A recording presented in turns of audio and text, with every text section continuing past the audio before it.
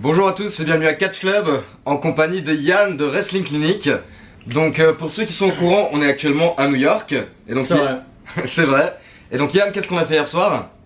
NXT Takeover. Merci pour l'introduction, Ali. Je mettrai le lien de ma chaîne en description, ou en message subliminal comme ça.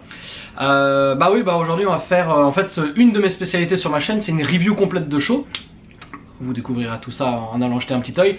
WrestleMania Weekend, NXT Takeover, Brooklyn, au Barclays Center de Brooklyn, ici à New York. Un show plus long que d'habitude, parce que jusqu'à présent, jusqu'au dernier, encore celui du Royal Rumble, on était plutôt habitué à des shows qui faisaient 2h30, 2h40 maximum. Hier on a eu 3h12 de show il me semble. Donc c'était une expérience plus longue que d'habitude, pour le grand bonheur de tout le monde, y compris le tien. Ouais, franchement, très bonne expérience. Donc hier, en gros, c'est le premier des 4 shows qu'on effectue ce week-end. Pour rappel, très rapidement, hier soir, on avait NXT Takeover. Ce soir, on va au G1 Supercard, donc le show Ring of Honor New Japan au Madison Square Garden. À New York. À New York. Demain, WrestleMania 35, en espérant toujours qu'il fasse beau, qu'il ne pleuve pas, qu'il fasse pas trop froid. On croise l'aide. Parce que, faut l'avouer, hier, il faisait assez froid, il a plu toute la journée. Si jamais vous trouvez que l'image tremble un tout petit peu, c'est parce qu'on fait avec les moyens du bord et elle est posée sur un ordinateur, qui est posé sur une valise, qui est posé sur un lit, qui est posé sur un truc où on met les pieds et des fois ça bouge un petit peu. Donc désolé, vas-y continue. C'est ça, à la base honnêtement on n'avait pas prévu de vous faire les reviews pendant notre voyage. Mais bon voilà, pour que vous ayez un petit peu des infos et pour ceux qui n'ont pas pu voir le show, on va directement vous faire de manière assez brève, pas trop détaillée, on va dire la review de NXT Takeover, comme ça vous avez les résultats. Yes. Donc on a commencé avec il y avait le pré-show, on s'en ouais fout, voilà, les enregistrements on vous en parlera plus tard. Ah ça c'était les tapings? C'était les tapings je crois pour le show de la semaine prochaine. Ok. Mais c'était il y avait les Forgotten Sons, il y avait du Eichner, etc. C'était assez banal pour NXT. Mais donc la carte principale, premier match, comme d'habitude souvent les matchs par équipe qui ouvrent le show NXT. Ouais. Donc là c'était les champions en titre qui sont les War Raiders contre Aleister Rocher j'allais dire. Aleister Rocher, non mais blague à part parce qu'on... Le problème c'est qu'on est d'accord sur beaucoup de choses. Ouais. Une de ces choses, c'est que Aleister Black et Ricochet, aussi incroyablement talentueux puissent-ils être tous les deux, puissent-ils être tous les deux, il n'y a pas d'unité dans cette équipe. Pour moi, cette équipe, elle n'existe pas, c'est juste deux binômes qui sont mis ensemble. En plus, c'est d'autant plus frappant que les gars, ils arrivent sur le ring un par un. Donc il n'y a pas d'unité, etc. Et ils n'ont pas de nom d'équipe, donc c'est vraiment ce qui manque. Moi, ce dont on a parlé hier, je verrais bien... pour qu'il puisse y avoir une petite symbiose comme ça, que ça change un peu, que Ricochet fasse un heel turn, qu'il devienne un petit peu plus dark, et puis que les deux se mettent ensemble, et à ce moment-là, ils seront, je dirais, sur la même longueur d'onde. Ouais, je suis d'accord, mais moi pour le moment je vais les appeler Rico Black. Hashtag Rico Black, si jamais, envoyez-le à la WWE. Mais Rico Black c'est pas mal. Rico Black. Mais c'est un nom de face je trouve, alors que Alyoshe, ah non, Alyoshe c'est bien. Et donc en gros déjà une petite précision par rapport à ce qui s'est passé au début du show, parce qu'il y a des personnes qui m'ont écrit sur Twitter, ils m'ont demandé pourquoi est-ce qu'il y a eu des chants You Deserve It au début du show. Parce que si vous regardiez le show à la télé, vous pouvez pas trop le comprendre, donc on va expliquer rapidement l'anecdote. En gros en fait au début du show il y avait un spotlight qui est resté allumé, un spot, comment tu dis ça, un éclairage quoi, qui est resté, un projecteur qui est resté allumé et en fait qui était en plein sur un coin de la foule, et du coup forcément ce côté de la foule était aveuglé. Ouais. Donc voilà, comme toute bonne foule de catch, elle a commencé à lancer des chants en disant éteignez cette putain de lumière, il faut éteindre la lumière et tout. Et donc au moment en fait où la lumière a bien été éteinte, ils ont d'abord lancé un chant thank you je crois, genre thank you quelqu'un. Ouais. Et en fait le You Deserve It c'était un petit peu pour les techniciens, c'était en mode bravo. Ah ouais? Ah moi je pensais que c'était toute la salle qui disait à cette section qu'ils méritaient qu'on leur éteigne la lumière. Ah ok, moi après tous leurs efforts et toutes leurs protestations, ils méritaient enfin de pouvoir voir le show correctement. Mais en tout cas c'était ça, c'était eux qui répondaient par rapport à ce problème de lumière, mais qui a été réglé très rapidement. C'était les 5 premières minutes du premier match. Ouais. Premier match franchement très bon, très bonne ambiance. Que dire d'autre, des acrobaties assez surprenantes de la part des War Riders, même s'ils nous avaient déjà offert des petits échantillons comme ça, je sais plus quand d'ailleurs, quand est-ce qu'il a fait la première fois qu'il a sorti sa roue là. Ouais. C'était pas au takeover de SummerSlam l'année dernière? Je me demande si c'était là, mais ouais, c'est ça qui était cool, c'est que les War Raiders ont montré un petit peu plus d'agilité, et Ricochet, lui, par exemple, a montré un petit peu de puissance, dont le gros slam qu'il a effectué, je sais plus si c'était sur Henson ou Raw. Non, quand même, Henson. Mais c'était vraiment en mode. Je crois, hein. Comment tu dis ça? Je veux dire, là, c'était lui, quoi, tu vois, il était pas aidé, il l'a soulevé comme un sac à patates. En deadweight, donc vraiment en poids lourd, l'autre ne l'a pas aidé, il l'a chopé, donc ça bloque tout l'élan qu'il aurait pu avoir, et ensuite c'est vraiment purement avec sa force à lui qu'il l'a jeté en arrière, et là franchement, même moi qui suis un connard, j'étais extrêmement impressionné. Ah ouais, franchement, c'était beau de voir ce côté force en fait de Ricochet, ça ajoute quelque chose, il lui donne cette crédibilité. Rico fort. Non, franchement pas mal. À côté de ça, bon, Aleister Black qui fait ses petits sauts, qui fait ses petits kicks, je veux dire. Non, c'était beaucoup d'action, comme tous les matchs par équipe NXT TakeOver. Ouais.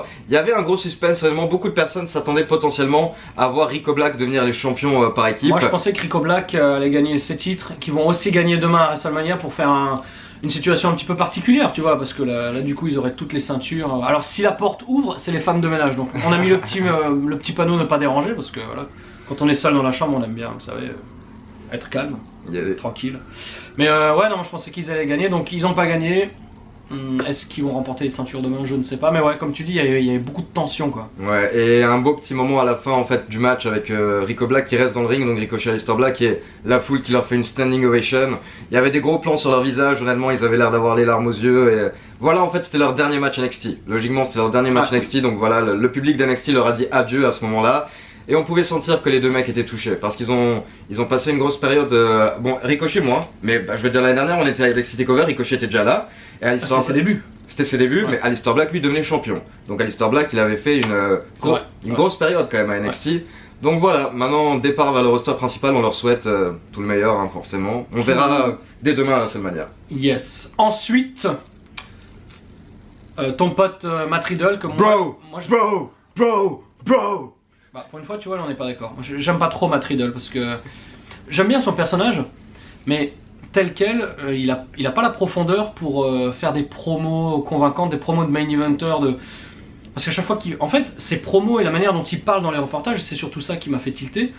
C'est exactement la même tonalité, il parle de la même manière, il est ouais, bro, ouais, mec, vas-y, tranquille. C'est sa gimmick, y a pas de souci.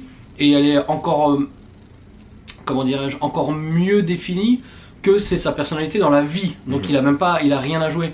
Mais si un jour il faut qu'il arrive à convaincre quelqu'un qu'il va casser la gueule d'un mec ou qu'il est crédible en tant que champion du monde ou autre, tu peux pas être en claquette et faire ouais bro, ouais, c'est bon. Non mais tu vois ce que je veux dire. Et c'est ça qui me dérange, parce que je pense à son bien, moi je le vois dans 5 ans, tu vois, quand il sera vraiment en situation de savoir si oui ou non il a les épaules pour embrasser ce genre de rôle.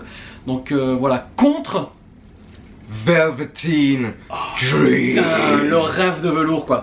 C'est le meilleur catcheur au monde aujourd'hui. Franchement, encore une fois on est totalement d'accord sur ça. Moi vous le savez, je vous l'avais déjà dit dans plusieurs vidéos, quand je vois Velveteen Dream, je vois le prochain de Rock ou John Cena. Ce gars est parfait. Parce que c'est pas un catcheur qui incarne très bien un personnage, c'est un personnage. Ouais. On sait que c'est pas lui, qu'il est pas comme ça dans la vraie vie. Mais c'est pas un mec qui incarne quelque chose. On sait pas comment il est dans la vraie vie, tu vois, c'est ça qui est génial. C'est ça la magie, c'est comme Lesnar. Lesnar, on sait pas qui est ce mec. Ouais. Tu vois, moi, à chaque fois que je regarde du catch avec mon épouse, elle me dit, putain. Pourtant, au début, la première fois qu'elle a vu Lesnar, c'était à SummerSlam 2015. Elle m'a dit, ah, j'aime pas ce mec. Je fais, tu regarderas d'autres matchs, tu vas l'aimer. Bien sûr, après, elle a commencé à aimer. Et à chaque fois qu'on en regarde, elle me dit, ce qui est fou avec Lesnar, c'est qu'on sait pas si c'est du vrai, enfin, c'est-à-dire si c'est lui ou si c'est un rôle. Et c'est ça la magie du catch. Clairement. Et cette magie, elle a tellement disparu depuis une dizaine d'années que quand on a des exemples très singuliers comme celui de Velveteen Dream, le rêve de velours, c'est ah putain mais c'est un plaisir absolu à chaque fois que je le vois ce mec. Ce mec sort du lot mais d'une manière c'est incroyable. Et ce qui était marrant hier durant le match en fait c'est que bon, Dream est plus ou moins un heel, un méchant, bien qu'au final on va dire que c'est un twinner. Il est ni vraiment méchant ni vraiment gentil, on va dire, il est entre deux. Et Matt Riddle était censé être, on va dire, le babyface, le gentil. Mais clairement, la foule était beaucoup plus derrière Velveteen Dream. Hier soir, Velveteen Dream, c'est le chouchou. C'est le chouchou. Et je me demande s'ils n'avaient pas anticipé cette réaction. Parce qu'ils ont construit le match de telle manière que la grosse partie qu'on appelle, entre guillemets, la hit, donc la partie où le méchant domine, cette partie, elle était dominée par Matt Riddle. Donc dans la manière, soit ils sont méga pros et ils ont totalement changé le corps du match. En cours de match, ouais. Je doute. Ouais. Pas qu'ils soient méga pros, mais que tout est tellement millimétré, orchestré avant le début du show que voilà. Et je pense que ouais, ils avaient peut-être anticipé ça, et pour se prévaloir de mauvaises réactions, ils se sont dit bon bah on va partir sur un Matt Riddle entre guillemets heel comme tu dis. Ouais, du coup en fait c'est Matt Riddle qui s'est beaucoup acharné sur Velveteen Dream en début de match, et au bout d'un moment en fait on a eu le droit à Velveteen Hogan qui a fait son Hulk Up. Putain. Et c'est génial, il le fait you. Et franchement il a réveillé la foule totalement à ce moment-là. Et personnellement ça a été aussi... Mais les 2 premiers matchs en fait ont été mes matchs préférés, on va dire, parce que très très gros début de show. Ce match a très bien enchaîné après le match par équipe. Et Matt Riddle s'est bien défendu, mais à la fin il a rien pu faire contre Velveteen Dream. Honnêtement je me rappelle même plus comment il a... Regarde ses mollets. T'as vu? On dirait pas Virinque là? Presque, sans le dopage. Mais comment a gagné Velveteen Dream à la fin? Il a gagné avec un compte de 3. Non, il faut comprendre qu'on est un peu fatigué aussi, mais voilà, en gros c'était victoire de Velveteen Dream. Et à la fin en fait on s'est demandé si Matt Riddle Ah oui, Matt Riddle il le prend dans le Bro Mission, il le renverse comme Austin Bret Hart à Survivor Series 96. 1, 2, 3, surpris, pris à son propre piège Matt Riddle. Exactement. Du coup justement Matt Riddle qui reste choqué dans le ring. Et on s'attendait peut-être à plus ou moins un espèce de heel turn, voir s'il allait attaquer Velveteen Dream derrière. Ouais, ça aurait fait un double turn. C'est ça, exactement, ouais. Mais au final, en fait, non, tout simplement, il allait voir Velveteen Dream. Et c'est ça, fist bump, ils se sont fist bumpés. Donc bon, d'un côté, ça continue cette gimmick plus ou moins twinner de Velveteen Dream. Il est ni méchant, ni gentil, il est parfait. c'est tout simplement ça. Mais il fait quand même attention dans la manière dont il se comporte. Parce qu'il est twinner par rapport aux réactions. Ça je suis d'accord, enfin les réactions qu'il génère. Mais ce que je salue et par rapport à lui et que d'habitude je n'aime pas dans le catch actuel, c'est que dans son comportement par contre, il reste heel. Il est pas, il va pas tout d'un coup se gargariser un petit peu de la foule, tu vois. Il est tel qu'il est toujours, il est fidèle à lui-même. Et c'est un heel, Il fait rien pour se faire adorer ou mousser en fait, vraiment, tu vois. Mais le problème c'est qu'il est fabuleux. Et c'est ça, et du coup naturellement les gens l'adorent. Ouais. Donc voilà, Velveteen Dream, hâte de voir la suite, mais donc, pour le moment il conserve son championnat nord-américain. T'as combien de trucs de boissons de Oui, je bois beaucoup. Okay, je bois beaucoup. Je comprends pas. Je pense que pendant que je dors, le mec il sort, il va se chercher un McDo à 3h du mat quoi. Ensuite, malheureusement,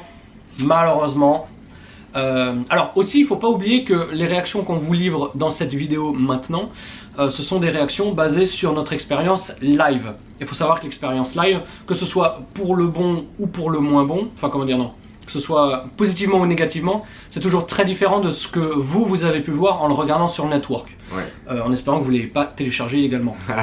Mais oui, le live et la télé ça n'a rien à voir. Des fois en live c'est génial, à la télé c'est pourri, des fois à la télé c'est génial et en live c'est moyen. C'était le cas malheureusement pour le combat que toi et moi nous attendions avec le plus d'impatience, c'est-à-dire Pete Dunne, le champion donc NXT UK depuis plus de 600 jours contre Walter. Donc voilà, moi je vous l'avais déjà dit beaucoup sur la chaîne, j'adore Walter. C'est le prototype du catcheur heavyweight pour moi, la masse, le monstre, l'Autrichien qui fait peur à tout le monde, qui peut exploser comme il le souhaite. Mais à côté de ça, Pete Dunne, voilà, est un bon champion NXT UK.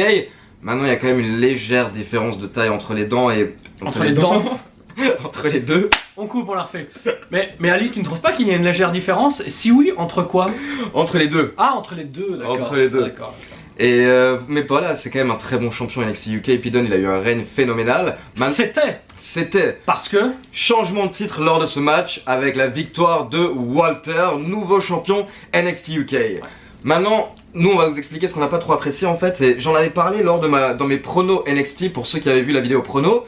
J'avais dit en fait que pour moi je pensais que c'était un petit peu trop tôt pour faire gagner le titre à Walter, parce qu'en fait ils l'ont pas encore assez hypé à la WWE. À part des apparitions à NXT UK, on l'avait pas vu en fait plus que ça dans les vrais shows WWE, ce qui veut dire en fait que le public américain n'a pas eu assez l'occasion de le voir. Et du coup en fait malheureusement ça s'est ressenti hier. Ouais. Que ce soit lors de son entrée ou alors les moments où il regardait la foule, il espérait un petit peu des pops, ben tu sentais qu'il y avait une partie de la foule qui ne connaissait pas en fait comment dire, ce qui vaut exactement, quel est son moveset, etc. Le public américain, parce que aussi initié le public NXT puisse-t-il être, je fais des phrases trop compliquées pour New York,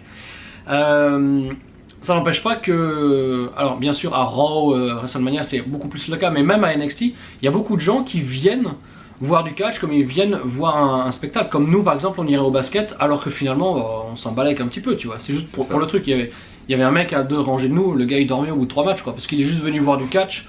Bon voilà. Donc déjà c'est pas non plus un gros, c'est pas 15 000 personnes initiées qui sont fans hardcore à NXT non plus, tu vois.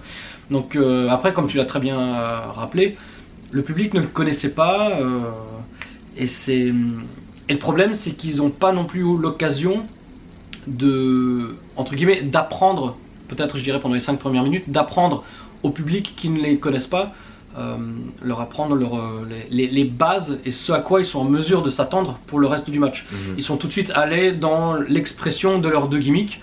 Ce qui en plus pose problème pour Walter, je trouve, c'est que si sa gimmick c'est vraiment les atémies, etc., dans une salle de 15 000 personnes, soit il faut être un dieu des atémies, genre Ric Flair, Benoit, Shawn Michaels, etc., et là de toute façon ça va claquer à chaque fois.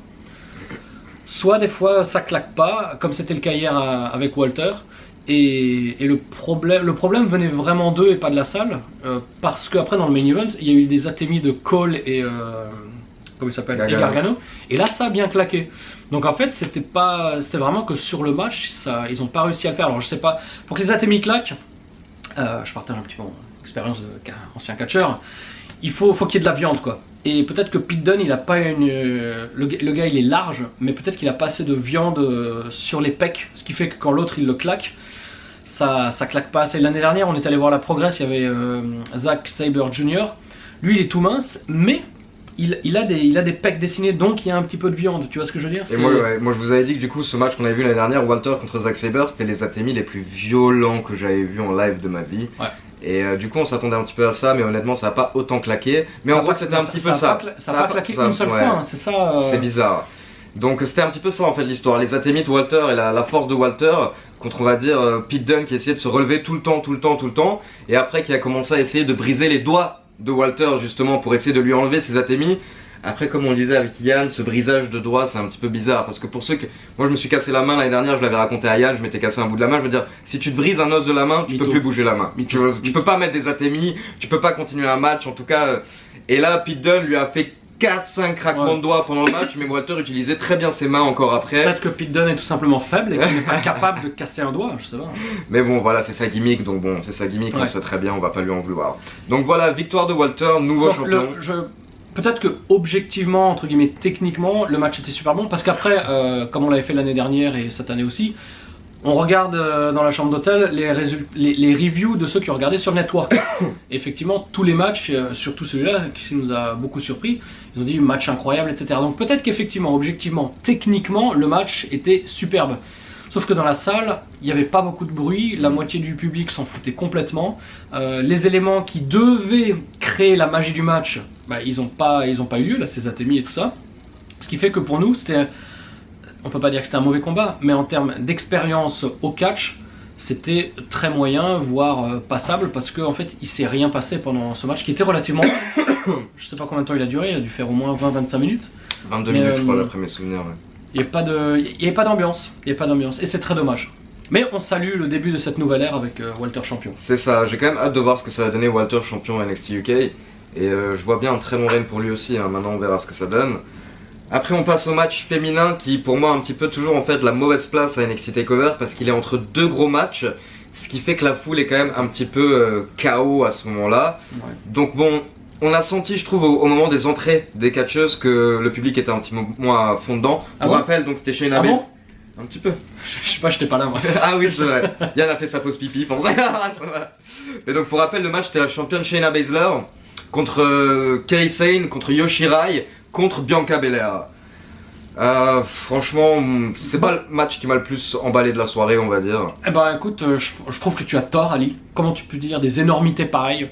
Moi j'ai trouvé que c'était sympa, c'était une bonne petite surprise, compte tenu de ce qu'il y avait eu avant.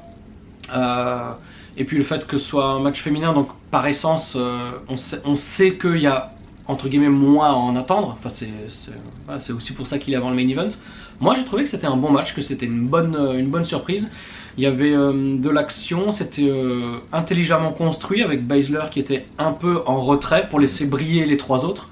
Notamment Bianca Belair qui a pu montrer qu'elle gère bien. Quoi. Elle est puissante, hein, je veux dire. Il y a beaucoup de force du côté de Bianca Belair, ça c'est clair. Hein. Et une sacrée natte qui peut servir d'objet contendant même maintenant, je veux dire. Hein, donc c'est dangereux quand même. Et puis les deux japonaises qui ont une petite séquence, c'était mi-pro, mi-comique, mi-surprenant, mi-aérien.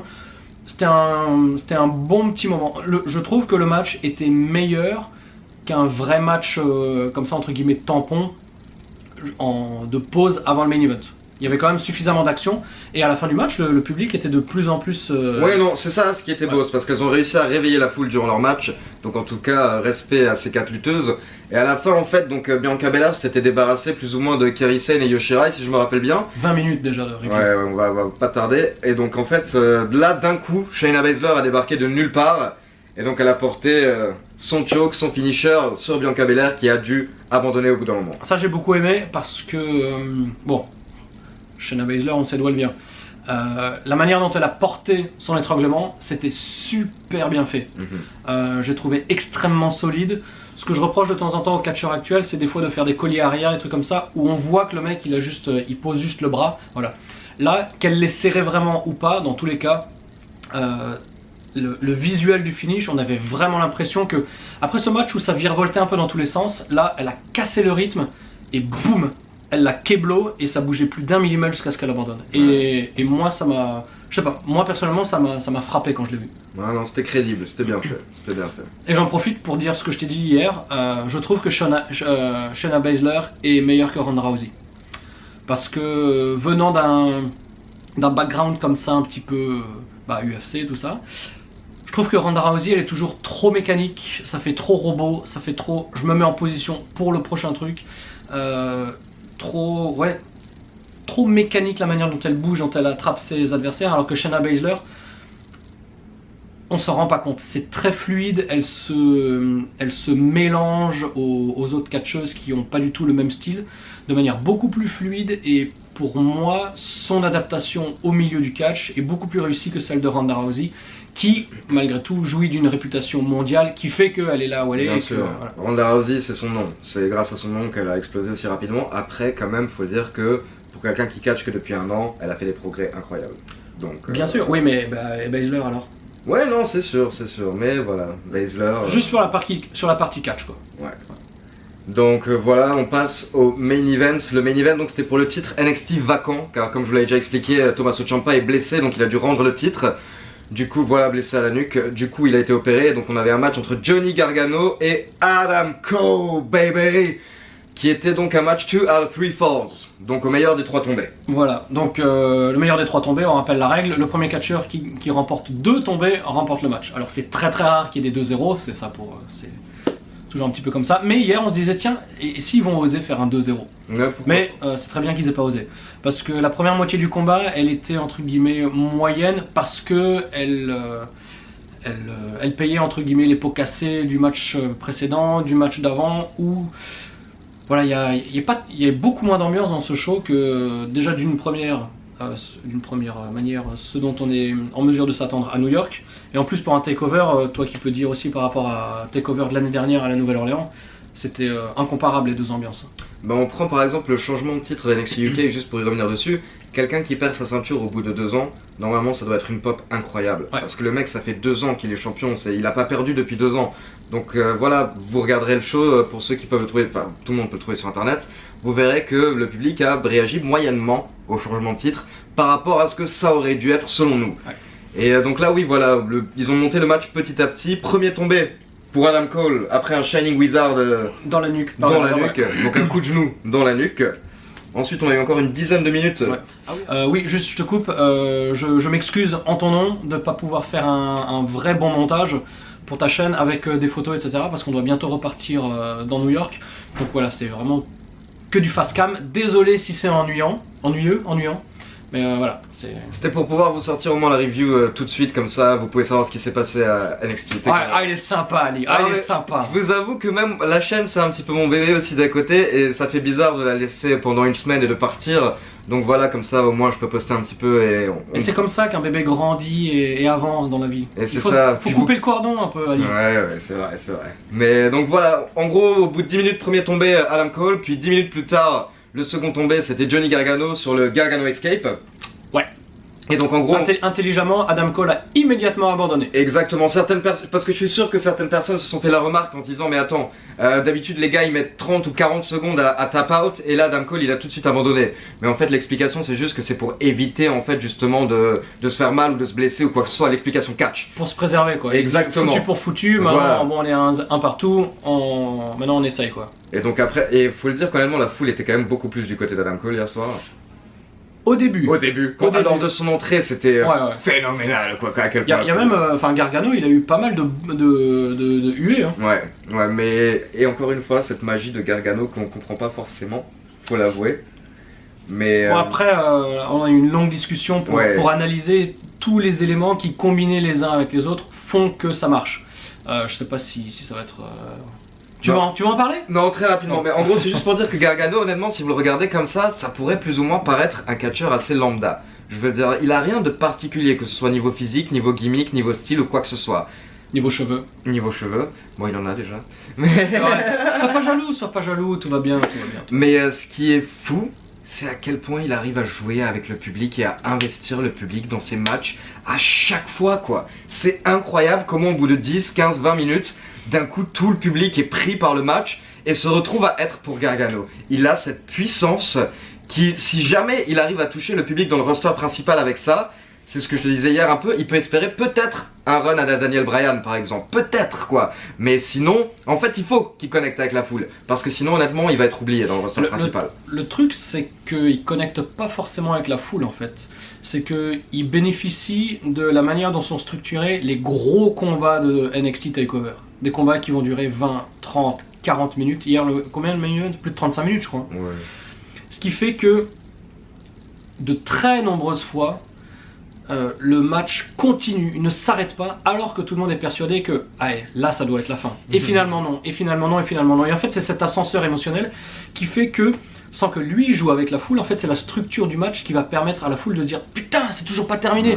Donc on continue. Sur le roster principal c'est impossible d'avoir un match de plus de 10-12 minutes, voire 15 en pay-per-view. Donc la structure des combats qui fait que, malgré toutes les réserves que j'aimais, j'étais le premier à péter un câble sur les near fall à la fin du match, hein. Qu'on soit très clair. Ouais, c'est clair. Pareil l'année dernière entre Gargano et Ciampa, au début, on se disait ouais bon la barre est quand même assez haute, j'ai peur que ce soit de la déception, et nous, voilà, on a pété un câble. Donc malgré toutes les réserves que je peux émettre, il faut quand même avouer que ça marche. Mais ça marche parce qu'ils ont un style très particulier qui vient s'inscrire dans un type de match très particulier, dans une structure de match très particulière, dans un événement très particulier. Donc c'est vraiment une combinaison de facteurs. Je pense pas que quand il fait des petits matchs devant 300 personnes à NXT, en Floride, et que les matchs durent 15 minutes, que le public puisse autant connecter avec lui, tu vois. Non, c'est clair. Alors que le Dream, désolé, le Dream il arrive, tu sais que le mec est une star. Il n'a pas besoin de faire 55 near fall pendant 40 minutes. Et une fois de plus, je précise, c'était fabuleux la fin du match.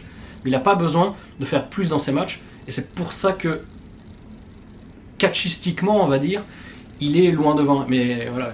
Mais c'est vrai que la magie Gargano, c'est quand même, ces matchs sont fabuleux. La montée à la fin à vivre, franchement, c'était génial. Parce que t'étais là, mais est-ce qu'il va perdre, il va perdre ou pas. Et à chaque fois, il se relève. Et honnêtement, la foule arrêtait pas de gueuler de plus en plus. Donc le show a vraiment terminé sur une note très très positive.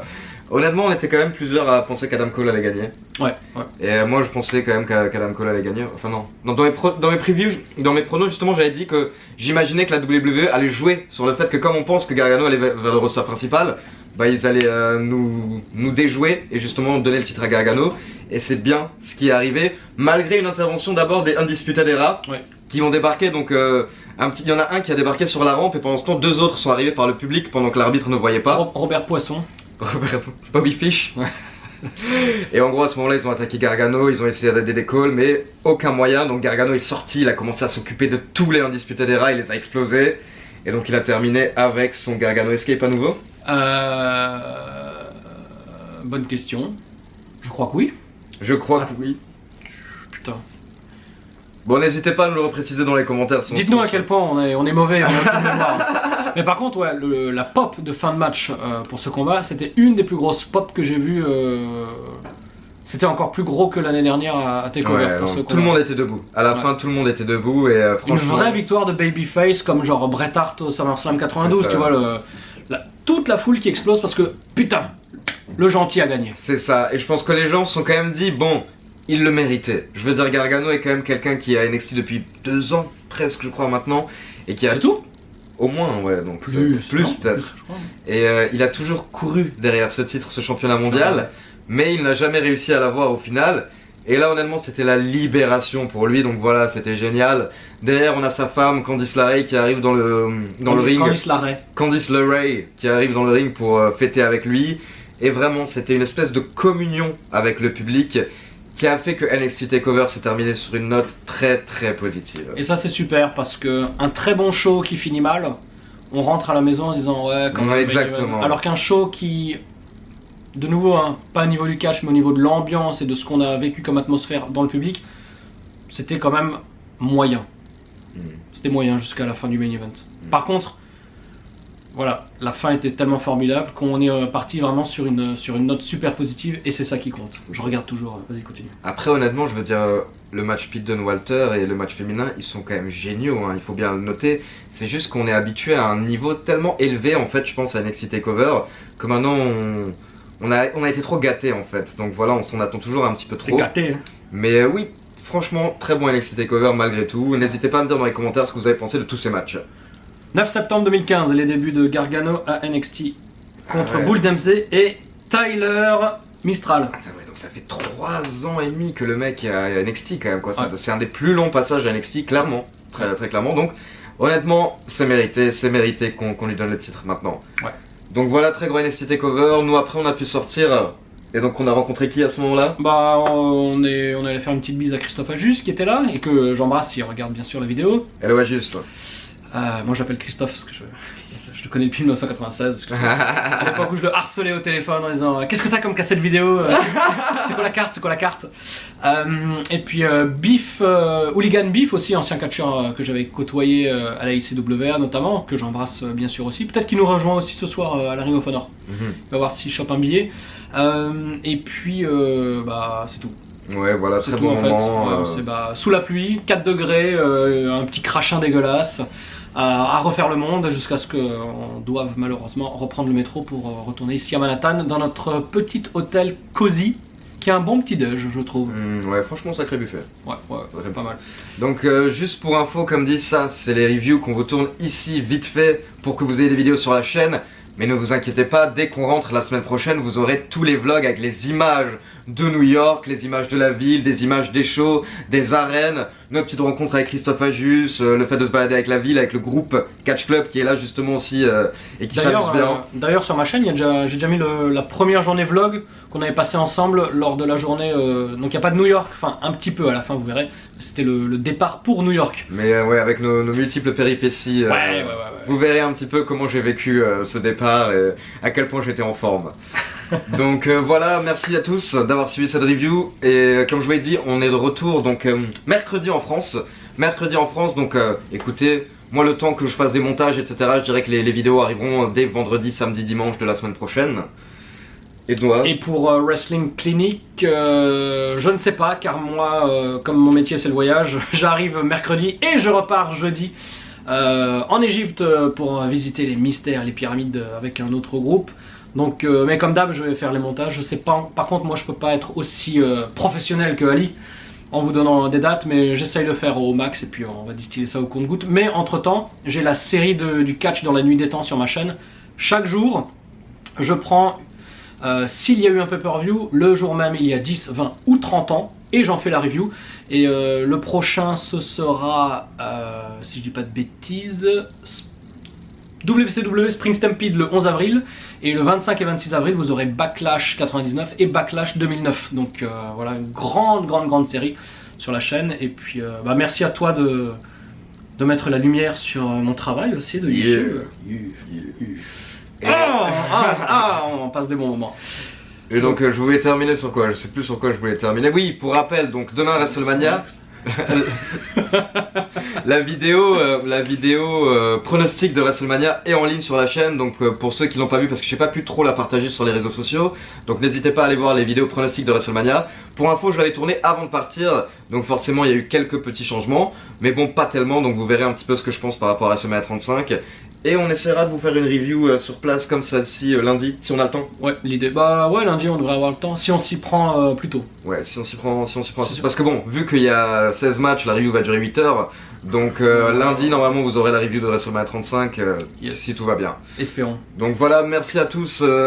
Wrestling Clinic, Catch Club, bon week-end catch à tous. Très bon WrestleMania. Et nous, ce soir, G1 Supercard. Ciao tout le monde. Ciao.